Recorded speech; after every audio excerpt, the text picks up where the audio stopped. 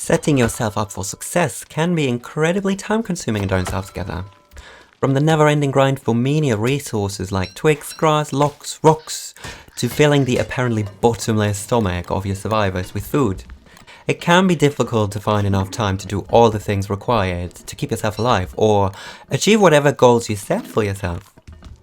In order to help you save some of your precious time during your adventures in the continent, I today want to share my favorite food sources in DST, which compared to many other methods, stand out as to how low maintenance they are. Once you've set them up, that is. With all of them, you literally only have to pick up the food. There is no killing, hunting, or additional steps required.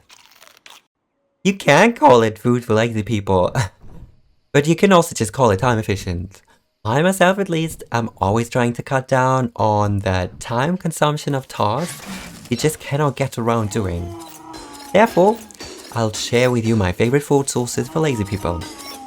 I do implore you to stick around till the end, because I suspect that maybe especially number 5 is going to be a method that not a lot of people have heard about yet.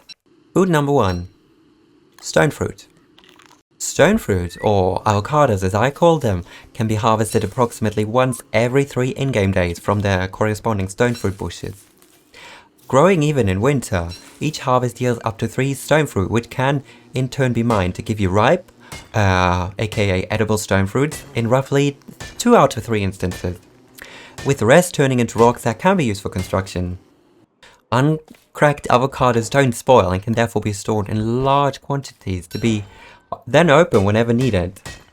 And they also make for excellent filling in crockpot dishes requiring vegetables. There is even a 1% chance to receive a sprouting stone fruit, which will never require any fertilization once grown into a mature bush. The only annoying thing about them is that you have to make a trip to the Lunar Island once to check up their native stone fruit bushes. But in my opinion, building a boat for 4 boards and rowing over there quickly with an oar is really not that much of a hurdle, if you know where to look for the Lunar Island.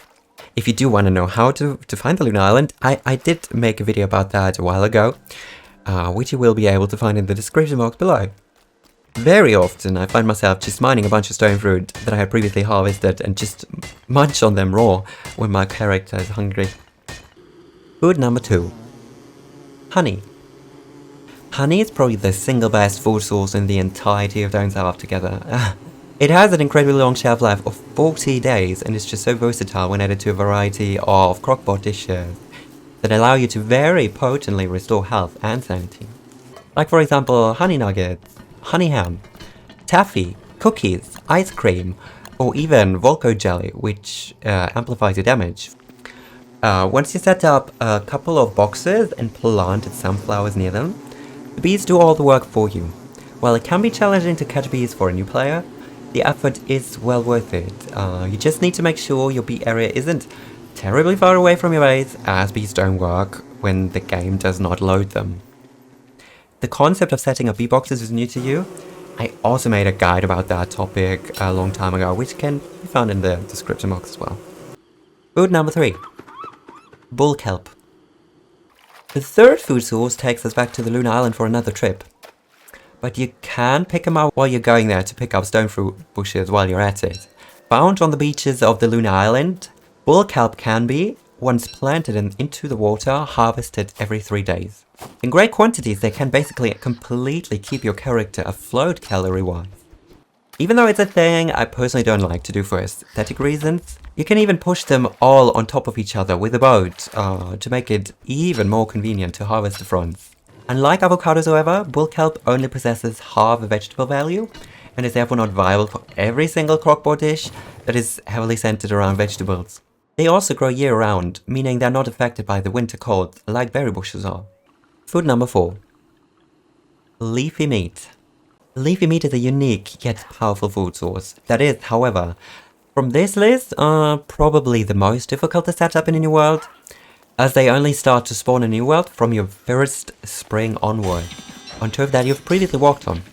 So it is going to require a high number of days in a world to require them in large enough numbers.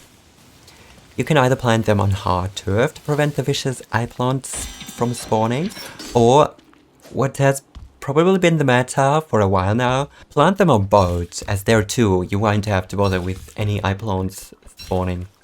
Leafy meat is the only meat type in Don't Starve Together that can be acquired without having to kill an animal or monster, which makes it super duper convenient, especially if combat is maybe not your strong point, and therefore you may not have as much meat around all the time.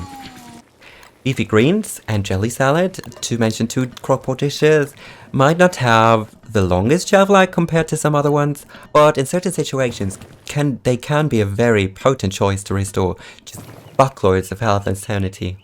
Meat bulbs are dormant during winter and cannot be harvested during that season though. Food number 5. A full moon graveyard pig farm. Pigs turn into werepigs on a full moon, who compared to their non-transformed companions always drop a guaranteed 2 pieces of meat and even 1 pig skin. A lot of people do know this and farm them this way, or they induce the werepig transformation manually by feeding the pigs monster meat. However, if you're lucky enough to have a developer graveyard set piece in your world, or let's say a somewhat bigger set piece of graves, you can actually automate this process during a full moon, as the spawning ghost will terminate the pigs for you. The installation of this farmer is a bit more material intense, but it is incredibly high yield once it's set up and running. You want to build as many pig houses as the ghost can take down in a single full moon night. Make sure to also add a couple of pins containing a bait, to ensure the pigs don't return home during dusk and can actually undergo the transformation. You could use a powder keg or glommer goop for that, which is a choice that I like.